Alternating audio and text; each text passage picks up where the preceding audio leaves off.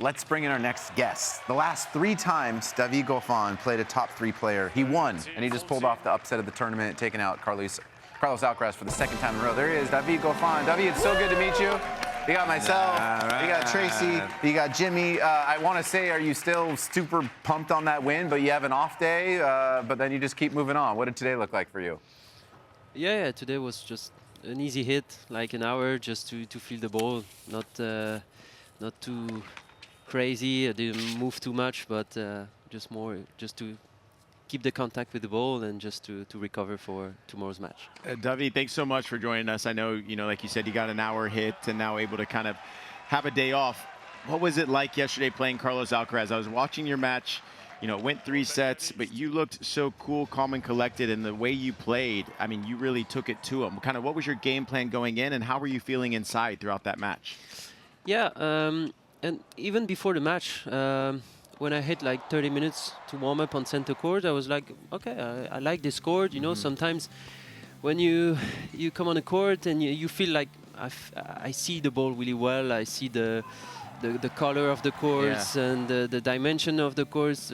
I was feeling really well, so I had a good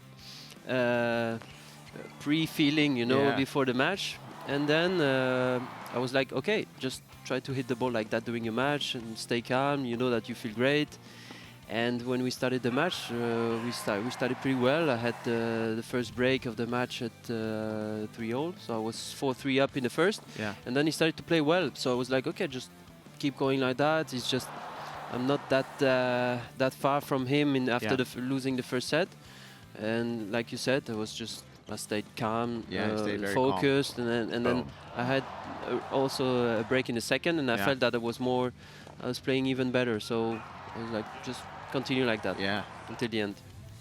Wonderful win. I used the backhand slice beautifully, changing up some of the pace. And now next up, the American Brandon Nakashima, the young guy. Yeah. What do you expect from that match, and what do you need to do well? He's a great player, Brandon. He's a very solid player. He's serving well, and from both sides, forehand and backhand, he's quite solid. He can take the ball early as well. Doesn't miss that much, and it's going to be a tough match. I think the last two matches against him I lost, so it's going to be a good revenge. And but he's American. He's playing in his country, so I think the stadium will be probably against me again, like yesterday night. But I'm feeling great, so hopefully I can play some great tennis again. Well, talk a little bit about the conditions, because the courts are quick here. Is that something that is very good for you? Are you always feeling comfortable on the faster courts, or did you like the first time? I remember the first time I saw you. I don't remember the year, but it was at Roland Garros. You were a lucky loser, and you make it into the 4th round, and you play Roger Federer. And I was commentating, and as commentators, a lot of times you're hoping the match goes quickly because you don't want to work for too long. And you don't tell our secrets, Jimmy. I know, and I was expecting, Federer, it's going to be quick, and you were amazing in that match. Is that the first time you realized, wait a minute, I'm as good as everybody on this tour? No, of course, I didn't expect to go to the 4th round that year. It was in 2012, I think. And I had nothing to lose for sure. It was my first Grand Slam, main draw. I was a lucky loser, 4th round, so it was just a dream, all of a sudden. 4th round against Roger, I win the first set. I was like, what's happening? I just closed my eyes, and then, wow, it was 6-4, 7-5 for me, but then Roger of course came back, and Roger showed that why he's Roger. And but yeah, I think the surface, like you said, is a little bit quicker than French Open in 2012 here. Exactly. And but I love both. Sometimes I feel great when it's slower. Then I have the feeling that I cannot miss, and I'm ready to run. It depends against who you play as well. And here it's a little bit quicker. And when I find my timing and I can take the ball early, then I can do some damage as well against players like Carlos yesterday. Try to be aggressive on his second serve. Try to take the ball early, like I said, and make him run. and try to dictate. So maybe, yeah, it would have been a different story against Carlos in on the 2012 surface at the French Open.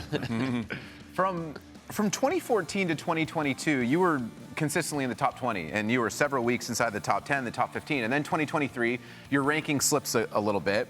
And after accomplishing so much on tour, then you had to go to the challenger level, and you hadn't played those events in so many years, and you got those wins, you got the ranking back up, and then at the end of last year, I think you won 12 out of your last 16 matches. You're back inside the top 50.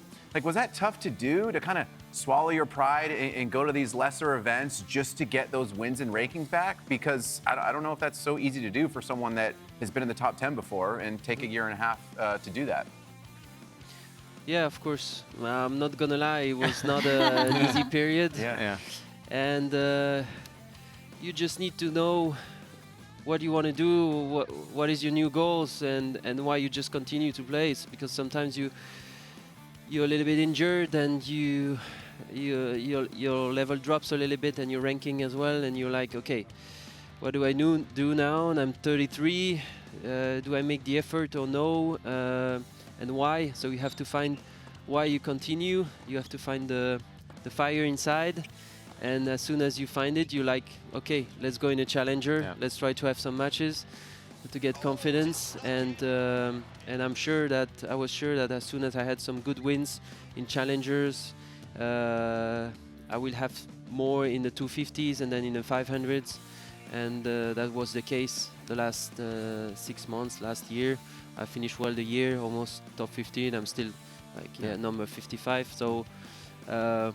So yeah, I'm happy that I make all the efforts because I felt that my career was not over yet, and I still had something to prove to myself, and also to show to the fans that I still have tennis in my racket. Well, so much of tennis, as you said, is mentality, and I love watching you play. You know, we've been on the tour together, never played doubles against each other, but I've always liked watching you play, your movement, the way you look like you never get tired in a match as well. So what are you doing physically day in and day out to be able to kind of uphold that fitness level that you have, and kind of what's your mentality in that day in and day out?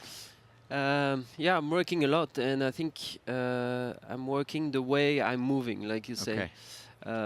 So a lot of on-court fitness. Yeah, a lot of speed, a lot of rhythm movement, just to feel light. I love to feel light, and as soon as I push a lot of weight, sometimes I have to, but I work a lot to feel light on the court, and because I'm 70 kilos, so my best weapon is my speed. So I have to work on that and try to move left and right as fast as possible. So I'm working that way, and well, yeah, maybe that's why.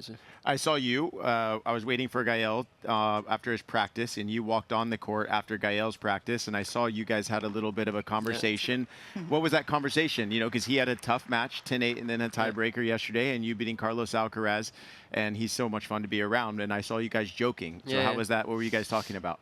Yeah, we talked yesterday about our matches, and it's like, okay, who you have? I have Lehechka, and then you, Alcaraz. Okay, it's good. But did you beat him? He told me, it's like, I beat him once, and he said, okay, so maybe he's not gonna come on the court like super confident because he knows that he beats you once. It's like, yeah, but we see it was like 2-3 years ago. And then when I saw him like on the court, he was like, I told you yesterday that he was not that confident to play you. And I was like, yeah, but I still had to deliver. But, you still had to deliver. But I did, and I was also congratulated him for his amazing match. I love it. I'm always curious about the inspiration of someone starting and how you got your start in tennis. And then also being from Belgium, you have 2 Hall of Famers that came before you, and Kim Clijsters and Justine Henin. And how much of a factor were they in Belgium where tennis became more popular?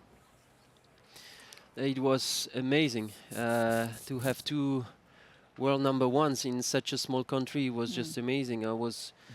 I woke up so many nights just to see the finals. They play against each other in That's right. French Open finals, and I remember both. Then when I was in Europe, I was still young. I woke up during the night just to see the final of both in New York or in Melbourne.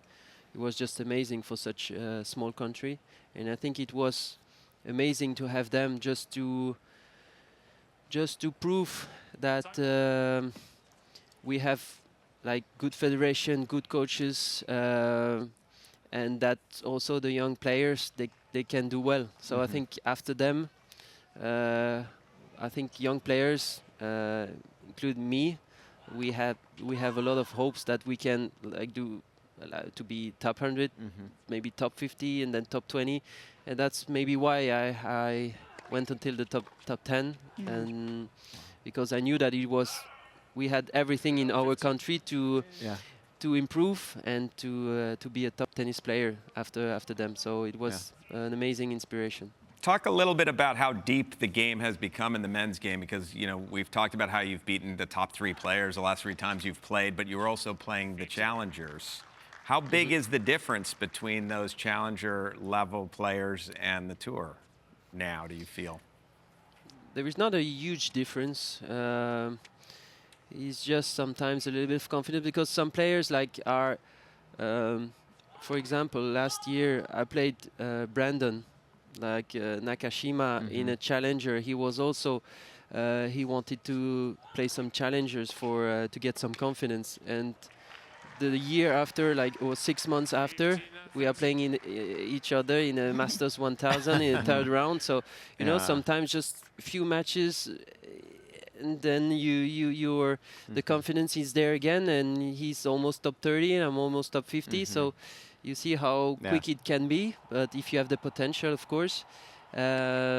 So it's very tough, and all the players in the challengers, they are really close from the top 100, I would say, and they want to play those tournaments, those big tournaments, so they are super motivated. Sometimes you have very talented guy like Fonseca, who was a few months ago was still playing challengers as well.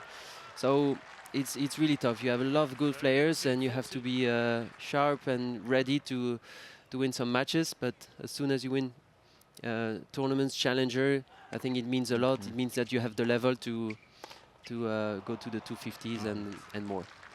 Riley Opelka just had 2 break chances to go up a double break. I love asking players this next question, and I love it for you because you don't have a home slam. And you have similar win percentage on all 3 surfaces. You're good on everything. If you had the match of your life coming up, biggest prize money ever, but you get to pick the court, the stadium, the exact court, the exact conditions, where do you want to play that match?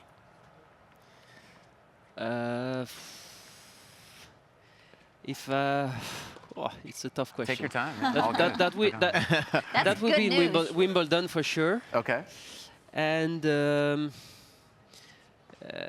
Sam Querrey you said mean court 1 Wimbledon. a prestige match, or like a match that most important for you to win? I think I'm gonna win. Yeah, you need to win it. There's a lot of money on the line. I want to know what court kind of feels good. Like Sam Querrey said, court 1 Wimbledon. John Isner. But do you want it to be like a bet? He could lose $1 million if he doesn't win the match. Exactly. Add the pressure. What court do There's you want? $1 million on the line. Where do you One want way to or be? the other. Yeah.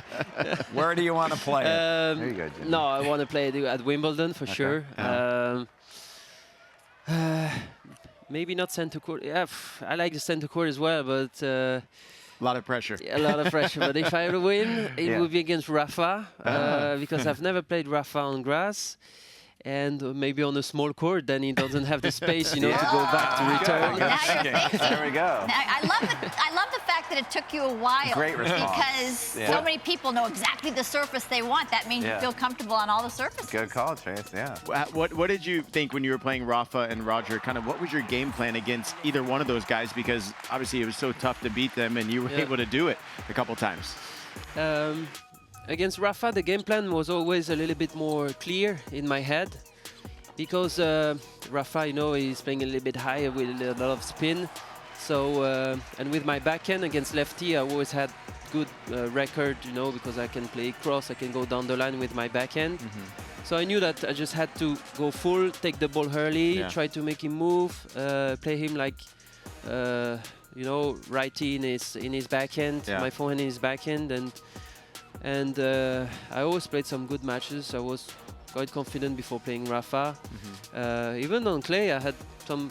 I didn't win, but I had match point in Madrid, and I took a set at the French Open. So the game plan was clear. But against Novak or against Roger, you never know. Sometimes they play alone, and especially Roger. Sometimes you play well, but he's playing even better, and you just don't see the ball.